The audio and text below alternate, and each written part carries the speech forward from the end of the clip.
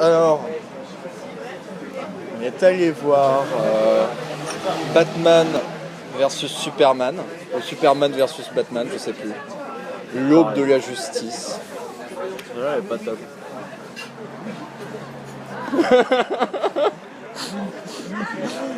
Non, mais elle était pas assez mûre. C'est pas assez bon pour toi. C'est un peu comme le film. Non, l'autre elle était mûre, mais celle-là elle l'est pas. Elle était super dure. Bon, Batman versus Superman. Donc l'histoire. Putain, il faut que je parte en mode méga flashback là en fait pour me souvenir de l'histoire. C'est très compliqué, c'est plein de petits bouts de trucs. Alors ça commence avec Bruce Wayne qui perd ses parents. Oui, ouais, voilà, c'est comme ça que ça commence. Tu m'en passes s'il te plaît. Ça commence plus ou moins avec l'histoire de Batman dans les grandes. Bah ouais, c'est le début de Batman Begins, c'est le début de... Je crois que Batman de Tim Burton c'était comme ça aussi. Je suis plus sûr. Beaucoup de Batman. Ou peut-être que c'était dans un flashback, mais c'est un peu le même syndrome que pour les Spider-Man, tu sais, genre maintenant à chaque Spider-Man faut se retaper la mort de Oncle Ben. Ouais. C'est ce qui se passe quand on fait beaucoup de reboots d'une même franchise, quoi. Mais bon. So be it. Donc Bruce Wayne perd ses parents, ça commence comme ça.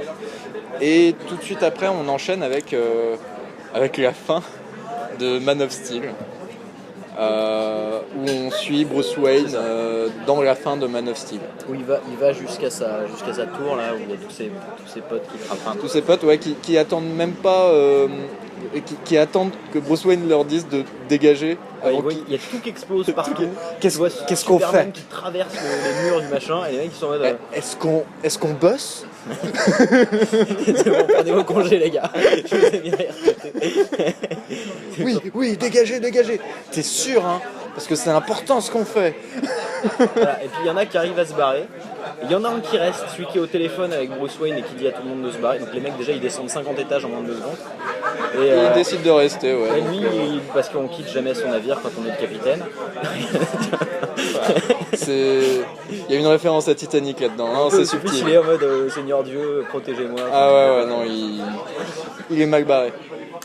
Mais là, tu vois, à ce moment-là du film, j'ai trouvé ça intéressant parce que le truc qu'on a reproché à Man of Steel, c'était justement, surtout sur la fin, justement, que Superman, il détruisait tout sur son passage et que c'était le pire super-héros de tous les temps.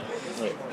Et du coup, c'est à se poser la question si Zack Snyder avait prévu qu'on se dise ça, parce que du coup, dans ce contexte-là, le début de Batman versus Superman est cohérent. Tu vois ce que je veux dire ? Bah oui, on est là-dessus, ouais. Après, le délire, c'est que ce qui est aussi assez marrant, c'est que la tour de Bruce Wayne, c'est la dernière qui tient debout.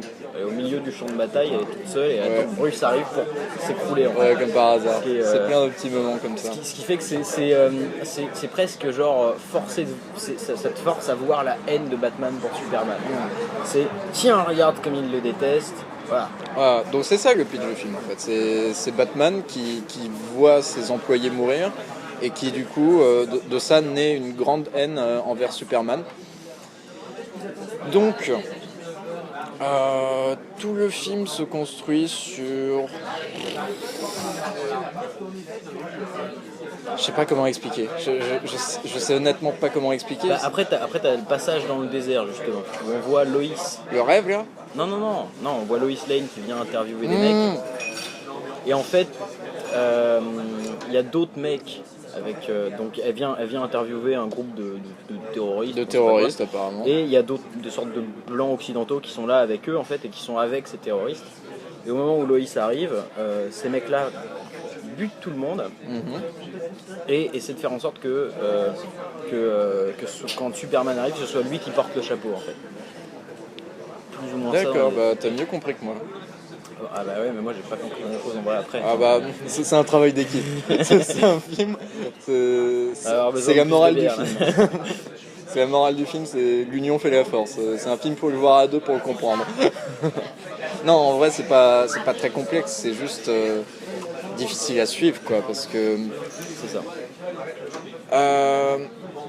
Pour le comparer à quelque chose comme Avengers ou la plupart des Marvel, ce qui se passe dans ces films-là, aussi bon ou médiocre soit-il, c'est que y a un rythme en fait. C'est-à-dire que l'action découle de l'histoire. Comme un film en fait. Ouais, comme tous les films de la Terre. Les films bien faits en tout cas. Alors que là, c'est comme toutes les histoires finalement. En fait. Une bonne histoire.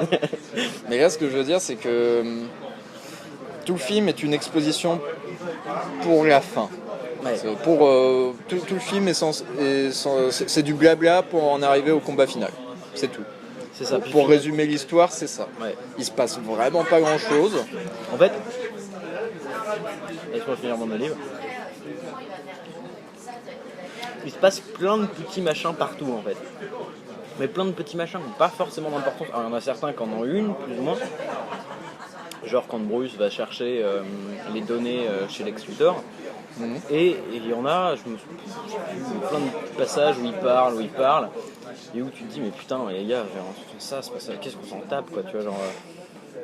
La discussion entre Superman et sa mère. C'est ça, où tu les vois tous les deux en pleine période de doute, machin, truc, et puis en plus ça dure longtemps. C'est le royaume des doutes, ce film. En fait, j'ai l'impression qu'ils ont essayé de faire passer un sorte de. Tu sais, un sorte de flux d'émotions, ils ont ouvert la vanne à balle, tu vois. Sauf que finalement, ça rend le truc très très plat. Ouais. Alors du coup, pour le comparer à Man of Steel, parce que en fait je m'y attendais pas, mais la comparaison est nécessaire dans la mesure où c'est une suite presque directe à Man of Steel en fin de compte. Et du coup, le truc qu'on reprochait à Man of Steel, c'est que ils essayaient de donner du relief à Superman alors qu'il est complètement plat. Et c'était issu. C'est la Warner Bros. C'est important. Je crois que le dernier film qu'ils avaient fait de super-héros avant Man of Steel, si c'est pas un X-Men, pour moi X-Men c'est encore à part, ça doit être The Dark Knight Rises. Ouais. Et vu le succès de la trilogie Dark Knight, et le succès critique et spectateurs et box-office, ils ont dû se dire ok, c'est ça qu'il faut faire. Donc ce qu'ils avaient essayé de faire avec Man of Steel, c'était rendre Superman façon Batman, obscur, torturé, plein de doutes, et ça marche pour un personnage comme Batman parce que il part avec un lourd bagage dans le matériau de base. Avec Superman, c'est plus tendax. Surtout que ça tient une phrase que dit Batman vers la fin, là, quand il se bat contre Superman, c'est en mode les humains toi t'as pas de courage, les humains en ont, ou un truc dans le genre. En gros, pour avoir du courage, il faut pouvoir avoir des faiblesses et des peurs, et finalement, Superman, à part la kryptonite, un caillou qu'on trouve super loin, très très loin, très rarement dans l'espace. Dans l'océan Indien. Voilà, oui, on trouve un morceau dans l'océan Indien par chance, mais c'est le seul morceau sur Terre, quoi. Il a pas de faiblesse, il a rien, il a pas de. C'est juste torturé émotionnellement. Voilà. C'est le perso super propre, super nickel tout le temps. Je veux dire, même son costume, il est pas abîmé, quoi. C'est un mec très chiant en fait. À la base, je veux dire, quand tu te dis Batman vs Superman. Déjà tu te dis que le combat risque d'être très chiant parce que Superman il va mettre la tollée à Batman et point quoi, genre. Ouais, je redoutais ça en fait avec le film. Dans ma tête c'était aussi évident que ça. C'était Superman, je vois pas trop ce que tu peux lui faire à part lui balancer de la kryptonite, et c'est évidemment ce qui se passe. Alors, je pensais que Batman serait plus rusé que ça parce que c'est Batman, mais non, c'est paf, un spray de kryptonite. Surtout que, puis après tu tapes. En plus, voilà, c'est ça le problème, c'est qu'à la limite, Superman, le personnage est décevant, mais ça me dérange pas tant que ça, vu que moi, personnellement, Superman, il me sort par les yeux, ce gars. Mais Batman est décevant aussi, ouais. Et ça, je trouve ça super dommage, parce que c'est un perso, tu peux faire plein de trucs avec. Il est quasiment aussi unidimensionnel que Superman dans ce film, tout du moins parce que on part de Batman, il a perdu ses parents. Puis de Batman, il perd ses employés, et du coup il déteste Superman et il veut le buter parce que c'est une menace.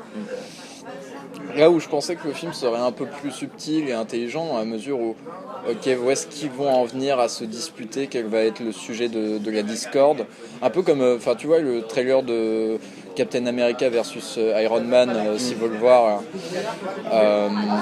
ça a l'air de, je sais pas, j'ai pas vu le film, mais ça a l'air de traiter d'une discorde qui grandit entre eux deux, quoi.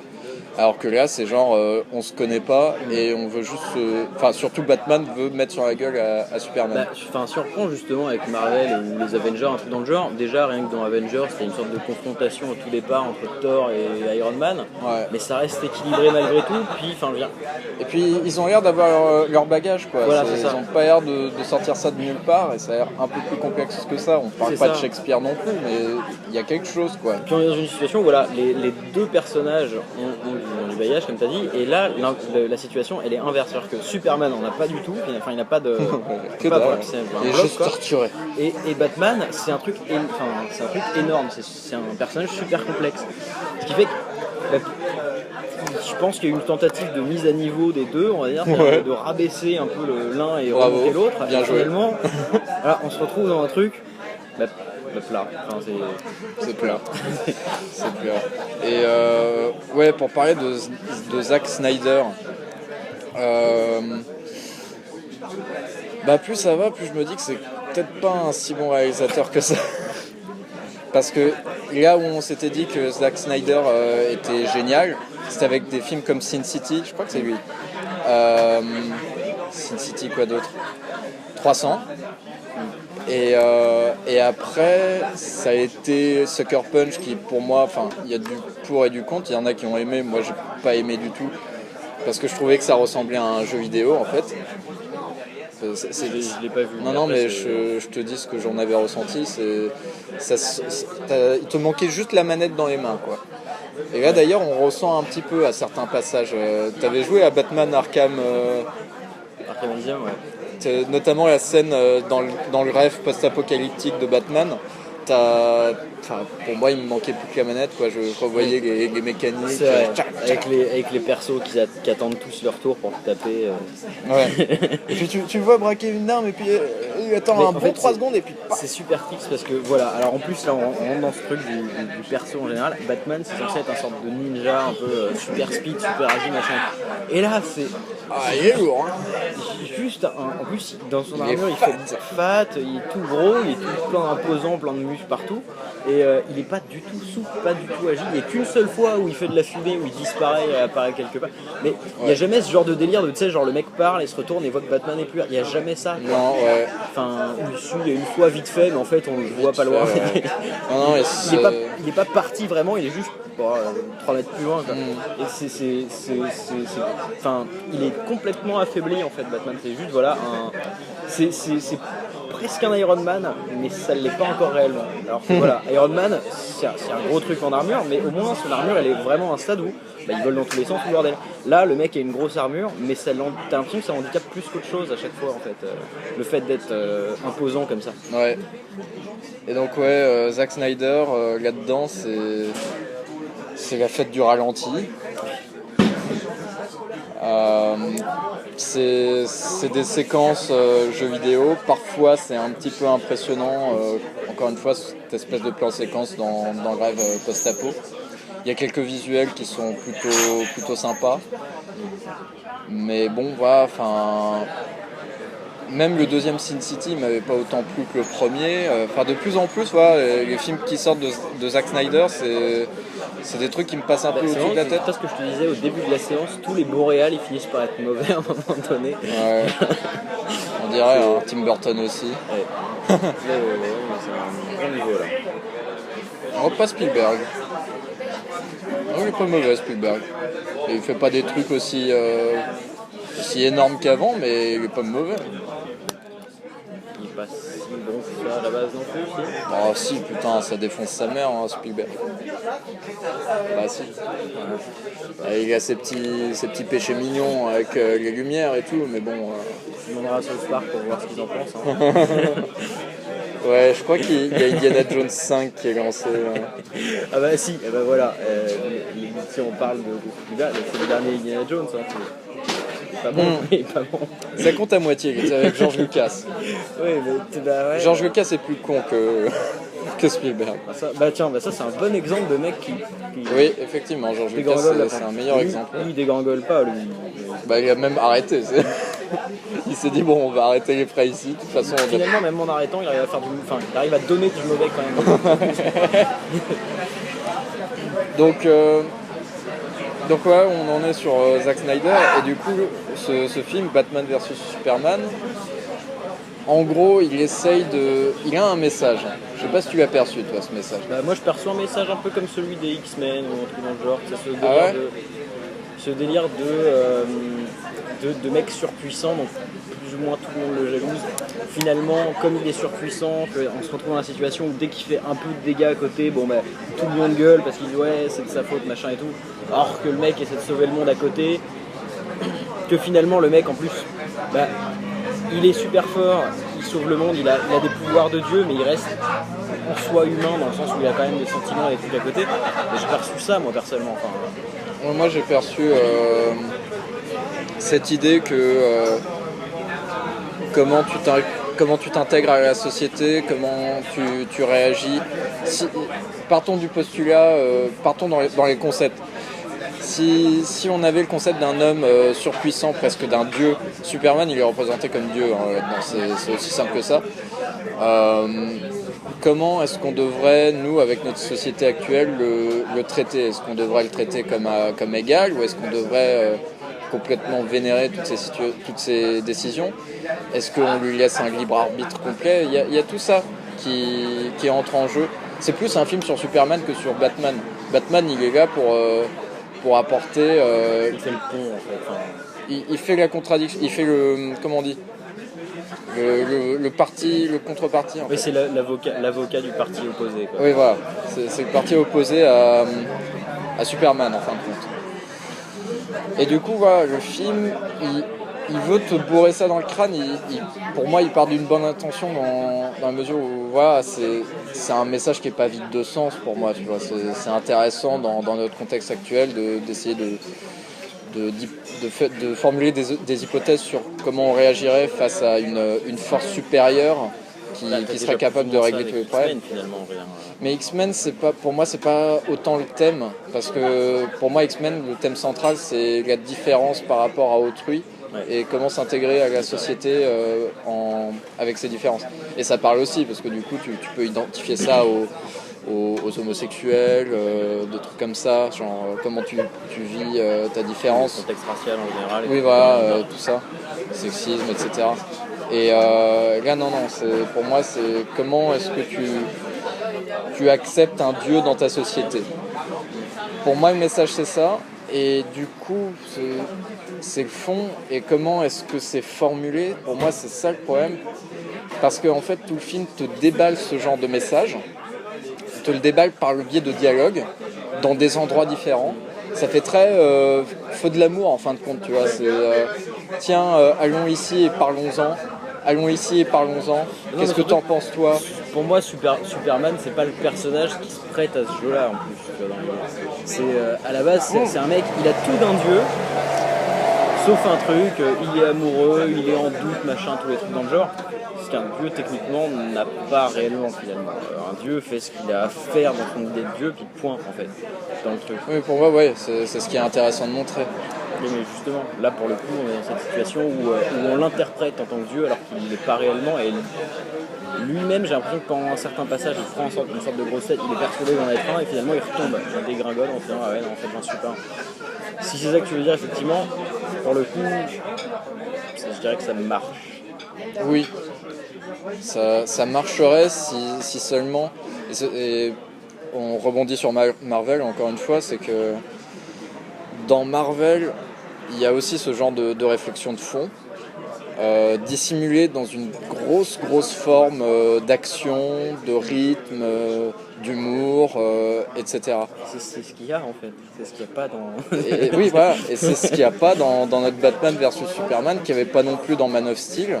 Mais Man of Steel c'était pire parce qu'en plus c'était bourré de flashbacks qui décomposaient complètement la structure en mode ah ouais non mais ça tu vois ce qui vient de se passer ça reflète un autre événement de son enfance mais qui s'est passé avant celui dont on a parlé avant dans le film, et comme ça c'était n'importe quoi au niveau de la structure dans Man of Steel. Là moins, mais à la place t'as 50 dialogues qui veulent à peu près tous dire la même chose, qui veulent à peu près tous te matraquer cette espèce de message dans le crâne, et tout ça pour en arriver au combat final Et la petite séquence d'émotion, Martha. Est-ce que ça t'a fait rire aussi, Martha? Ah oui. Martha? Mais toi aussi Ta mère s'appelle Martha? Oh, mais on a des points communs, mon gars. Mais c'est ouf. Et t'es né le 24 décembre. Non. Jesus Christ. Ouais, comme Jésus. C'est dingue tout ce qu'on a en commun. Arrêtons de nous battre. Donc la résolution du conflit, qui est juste le titre du film, Batman versus Superman, comment est-ce que ça se résout? C'est parce que... Ouais. C'est parce que sa mère s'appelle Martha. On a un Batman qui est censé être assez intelligent normalement et qui là est complètement con. Oh putain, il perd 25... En fait, le seul personnage qui est cool en fait, moi, c'est... comment il s'appelle le bras droit de Batman, c'est... Jeremy Irons, Alfred. Alfred, voilà, c'est le seul. Il passe son temps à faire un sale humour noir tout le temps. Ouais, un sale humour noir qu'on aurait tendance à vouloir formuler aussi, du coup, genre... Arrête de te prendre la tête, mec, trouve-toi une meuf, et puis merde. Qu'est-ce que tu passes 3 plombes à regarder le costume de Batman, tout ça pour juste remonter les escaliers après?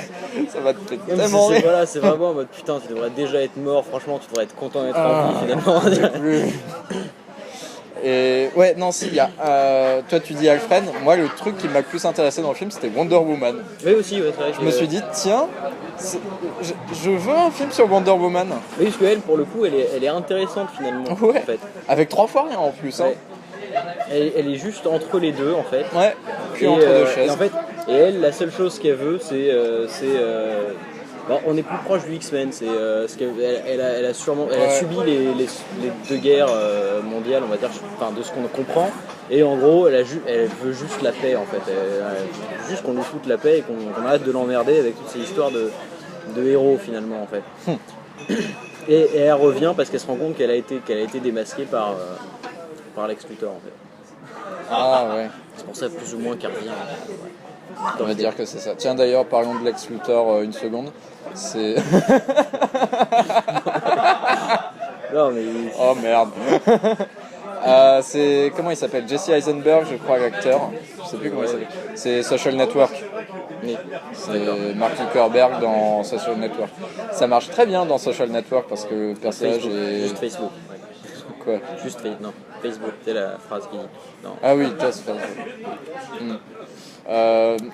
C'est un acteur que j'aime bien dans Social Network parce qu'il joue un autiste avec ses petits tics, avec sa personnalité très, très détachée du reste du monde. Il joue le même personnage là-dedans, en pire. Et je pouvais pas prendre une seule de ses phrases sérieusement. Oui, non, mais surtout que tu comprends pas l'enjeu de ce gars en fait. Non, tu comprends pas son but. Il est juste excentrique, psychopathe, avec des raisonnements qui tiennent pas la route. Là où, enfin, quand tu sors la carte du psychopathe, maintenant j'ai tendance à référencer Kingsman. Je sais pas si tu l'as vu, Kingsman. Il y a un truc qui est avec Samuel Jackson, Colin Firth. Non, je l'ai pas vu. Il y a un truc qui est super dans Kingsman, c'est que le méchant, il est un peu comme Lex Luthor, assez unidimensionnel, avec un but précis, c'est-à-dire détruire le monde et puis merde. Sauf que ce qui est génial dans Kingsman, c'est qu'il y a un raisonnement derrière, que je vais pas te dire parce que ça vaut le coup, mais il y a un raisonnement, et du coup on est tous là en mode mais putain, mais on peut pas le contredire. Alors que là, Lex Luthor, pour moi c'est un méchant à l'ancienne, tu sais, genre dans les vieux comics, c'est le méchant parce qu'il est méchant, merde, ferme ta gueule, tu vois. Et c'est ça, et c'est assez dommage parce que c'est pareil, je pense que Lex Luthor, avec toutes ces histoires, moi j'ai jamais vraiment suivi la série Smallville ou tous les trucs dans le genre, mais je crois qu'il y a tout un truc. Je crois que Lex Luthor c'est un personnage très, très populaire. Oui, parce il semble, enfin de ce que j'ai compris dans la série, il semble assez complexe, il est un peu voilà. Là, comme c'est plus Batman qui prend la place du perso complexe qu'elle somme contre Superman, Lex Luthor en fait il fait tâche dans le décor. Il est juste là pour dire bon écoutez, il est juste là pour faire en sorte que les deux se réconcilient et se battent contre le même ennemi finalement. Ouais, c'est ça. C'est en mode écoute, puisqu'on peut pas se taper dessus, on va taper Lex Luthor parce que voilà. Le mec il fait des trucs, en plus c'est terrible parce qu'il il crée un sorte de super méchant qui se retourne contre lui finalement, sans surprise, tu t'en doutais complètement. Tu t'attendais à quoi? C'est ça. Tu donnes ton sang dans la dépouille du général Zod. tu t'attends à quoi? Le mec qui a voulu détruire la Terre, tu crois vraiment qu'il va se dire oh non, toi, je vais t'obéir. C'est une bonne idée. Bon. Et puis voilà, il n'y a pas de retour sur celle pourquoi il en veut tant que ça à Superman. Il veut que Superman tue Batman, donc il veut tuer Batman accessoirement, mais pourquoi? On s'en fout, on sait pas. Et c'est fou dans un film qui se veut aussi mature et aussi sérieux que les anciens Dark Knight, quoi. Parce que finalement, il y a une tentative de faire ça avec Superman, mais c'est raté. Il y a comme une sorte de suicide sur le concept de Batman. Et puis t'as Lex Luthor qui passe complètement à la trappe. Et encore une fois, du coup, le seul personnage qui vaille le coup, c'est Wonder Woman. Et si elle vaut le coup, je me demande si c'est pas parce qu'on la voit si peu dans le film et du coup ils avaient pas assez de temps pour la foirer. Et c'est ça, parce qu'en plus finalement, genre les 2-3 répliques qu'elle balance, elles sont plutôt marrantes, elles sont plutôt pas mal pour ce qu'elle dit, tu vois. En plus de ce qu'on sait de son passé, on a 20 secondes pour savoir son passé, bah finalement il a l'air intéressant. Ouais. Genre il y a une photo, quoi. C'est un peu comme Captain America en fin de compte. On sait juste une Captain photo. America c'est cool. Voilà, bah, on sait juste une photo de son passé. Bah, la photo elle suffit pour nous expliquer pas mal de trucs en fait, et ça suffit pour rendre le perso intéressant.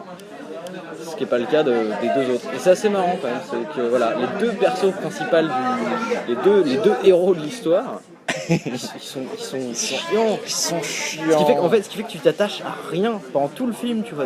Tu t'emmerdes. Les mecs qui se battent, machin, et tu te dis mais. J'ai regardé l'heure plusieurs fois dans le film. Et le pire, c'est la fin, c'est encore. Ça s'améliore. Rallonge. Voilà, dans le sens où la fin, c'est Superman qui est mort, quelle tristesse. Oh là là. Ah oui, merde, putain, ça m'est sorti de la tête ça. C'est couillu de faire mourir Superman. Mais il revient, Il revient, tu penses? Bah oui.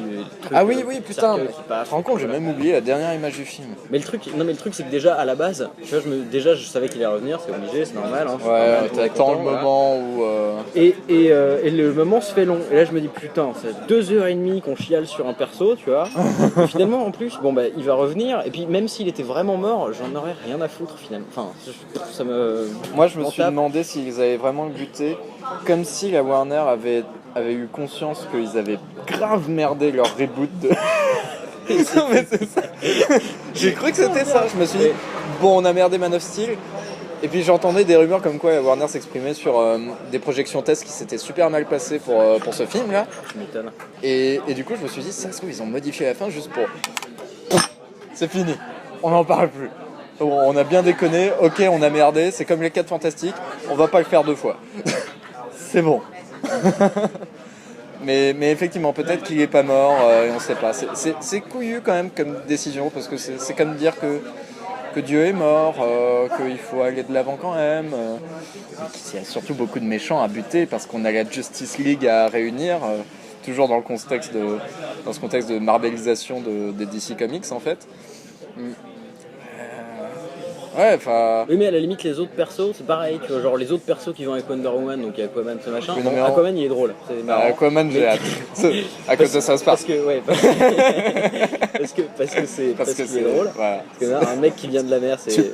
Tu peux rien faire. J'espère que ce sera une comédie. C'est. Ouais, et. Sous l'océan. Et en fait, le truc c'est qu'eux ils ont l'air finalement plus intéressants parce qu'ils sont Non mais tu sais pourquoi tu dis ça? C'est parce qu'on les a vus 3 secondes dans le film et qu'on n'a pas le temps de dire qu'ils ont pas l'air intéressants. Mais c'est ça. Non mais ouais, mais ce que c'est que les 3 secondes où tu vois les 3 premières secondes où tu vois Superman ou tu vois Batman, c'est déjà chiant. Ah oui. C'est ça qui est malheureux, c'est que dans ce film là, même quand tu prends 3 secondes Superman ou Batman, bah c'est chiant. Ils font tous les deux la gueule, j'aime pas quoi. Il y en a un qui regarde son masque, l'autre qui regarde sa meuf. Et puis il y a quand même une façon de se dire je sais pas quoi faire, tu regardes Dark Knight, Dark Knight c'est plein de situations où les personnages sont mis à l'épreuve quoi concrètement. Même Dark Knight Rises qui est vraiment le moins bon des trois a plus de substance et plus d'action, de rythme, de personnages, même si je suis d'accord, il y a plein de trucs qui foirent dans Rises, mais le film est vachement regardable, je dirais pas qu'il est ennuyeux. Là putain, au bout de la première demi-heure j'étais en mode est-ce que c'est bientôt fini? C'est ça, moi je préfère regarder Marion Cotillard mourir là-dessus. Ah ouais, c'est plus divertissant. Donc ouais, si on devait conclure sur Batman vs Superman, ça se ça se regarde sur VOD, quoi, vite fait, si tu insistes. Bah, surtout, moi, après, alors ça c'est mon avis personnel sur le personnage, c'est que pour moi, Superman, de toute manière, c'est un Déjà, si t'aimes héros... pas Superman, ouais, t'es mal barré. Voilà. Non, mais surtout que pour moi, c'est un héros qui est un peu dépassé en soi. Voilà, mais oui, mais tu sais, ça on le disait aussi pour Captain America, et regarde, on a été surpris. Mais Captain America, voilà, Captain America, il y a un bon retournement, alors que là, ils ont merdé.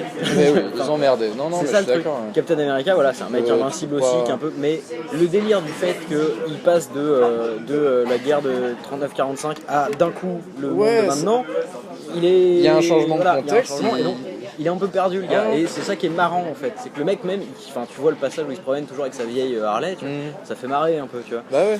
Et c'est vrai qu'il y a plus de substance à travailler avec Captain America, et le défi de donner plus de substance à Superman, c'était raté avec Man of Steel, c'est pas mieux réussi avec Batman vs Superman, c'est pas faute d'essayer, putain, parce qu'il te le balance dans la tronche tout ce discours sur Dieu, etc. Batman, ils ont réussi à foirer Batman, ce qui est quand même fort, parce que Batman, en plus, tout le monde le kiffe. Il y a plein de films qui sont foirés sur Batman. Oui. Mais après, il y a eu beaucoup de films Batman en même temps. C'est vrai. Beaucoup de séries aussi. Mais moi, je pensais qu'après avoir réussi aussi bien la trilogie Dark Knight, on était rodé niveau Batman, on savait le faire, quoi. Mais comme je t'ai dit, je pense que le problème, il est dans l'équilibrage, en fait. Pour moi, vraiment, le délire, c'est qu'on a un personnage qui est ultra fort, qui est ultra badass, qui est ultra tout ce que tu vois, il gagne, c'est sûr, de toute manière. C'est Superman, il est immortel, il est incassable, il lance des lasers par... c'est quand tu fais la vanne du truc immortel, qui balance des lasers par les yeux, qui pète tout, et qui a pour seule faiblesse un morceau de caillou. Et en plus, le pire, c'est qu'à la limite, ce serait une faiblesse, mais où il y a de l'enjeu. D'accord, mais là, c'est une faiblesse où... Tiens, on en a trouvé là-bas. C'est fini. Point. Ouais. C'est-à-dire que. Mais ça, c'est dans la BD. Oui, mais justement, le personnage de Superman en soi, c'est soit il défonce le truc, soit la kryptonite le touche et il meurt. Et donc, c'est très limité comme truc. Tu vois ce que je veux dire? Bah ouais. Non, mais ouais, c'est vrai qu'on a beau critiquer, mais comment faire mieux, quoi? C'est le travail de Zack Snyder. Parce que je regarde, tu prends un héros qui est un peu indestructible et très violent dans le genre, et qui lui est un dieu, c'est Thor. Il est indestructible, mais pas tant que ça. Il a pas cette faiblesse qui tanne net, tu vois. Et voilà, il est pile dans la frontière, ce qui fait qu'il peut y avoir de l'enjeu quand même sur le personnage. Alors que là, même pas finalement, parce que soit il y a de la kryptonite, donc le Superman peut même pas se battre, soit il se bat et il défonce le mec en face, et ça s'arrête là, quoi. Non, mais voilà, on peut dire ça autant qu'on veut. Est-ce qu'il y avait moyen de faire mieux? Non, il n'y avait pas moyen de faire mieux, mais est-ce qu'ils auraient pu broder et trouver quelque chose, quitte à se décaler du matériau d'origine? Je sais pas. En attendant, le résultat il est raté. Il est lent, il est chiant, il est insipide. Le message est pas servi par la forme, parce que on s'emmerde tellement que du coup ça nous passe à côté. Et moi je regardais ma montre, quoi. Je t'ai vu, ouais. Ouais, non, mais j'en pouvais plus. Surtout vers la fin, quoi. C'était à rallonge, putain. Le pire, c'est que moi je soufflais et j'entendais les gens souffler dans la salle aussi. Ouais, il y avait des petits rires. J'ai pas l'impression que c'était des petits rires du style film de Marvel où tu piges les références et où c'est un petit clin d'œil, tu vois. Non, j'ai l'impression que les gens se foutaient de la gueule du film pour la plupart. Donc ouais, c'est dommage. Moi, je m'y attendais un peu parce que ouais, et Superman, c'est Warner Bros, c'est pas le même acteur, c'est pas Christopher Nolan qui gère le machin, c'est Zack Snyder qui a merdé Man of Steel. Je m'y attendais un peu. En attendant, le résultat il est là. Surtout que le pire dans le délire, c'est que tu sors du film direct en fait et t'as oublié.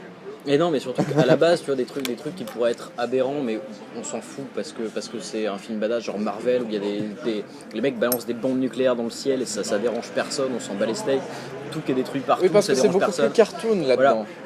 Parce qu'en plus, on est dans l'action du truc, bon, ça s'essouffle pas. Alors que là, t'es tellement sorti du film qu'à chaque fois qu'il y a un truc qui semble un peu aberrant, tu fais ah non mais les gars, mais sérieusement, oui. comme la tour de Bruce Wayne, comme le délire de balancer une ogive nucléaire sur Superman, et les mecs qui s'inquiètent seulement pour la santé de Superman, ils s'inquiètent pas pour les retombées atomiques sur la ville qui est en dessous, tu vois.